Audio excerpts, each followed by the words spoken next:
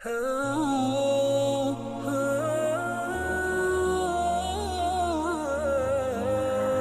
بن عمارہ رضی اللہ تعالیٰ عنہ سے روایت ہے، یحییٰ بن ایوب کا بیان ہے کہ ابی بن عمارہ نے رسول اللہ صلی اللہ علیہ وآلہ وسلم کے ساتھ دونوں قبلوں بیت المقدس اور بیت اللہ کی طرف نماز پڑھی ہے۔ آپ نے کہا کہ اللہ کے رسول، کیا میں موزوں پر مسح کروں؟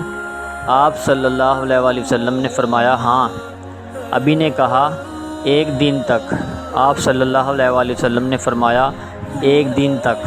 ابی نے کہا اور 2 دن تک؟ آپ صلی اللہ علیہ وآلہ وسلم نے فرمایا 2 دن تک۔ ابی نے کہا اور 3 دن تک؟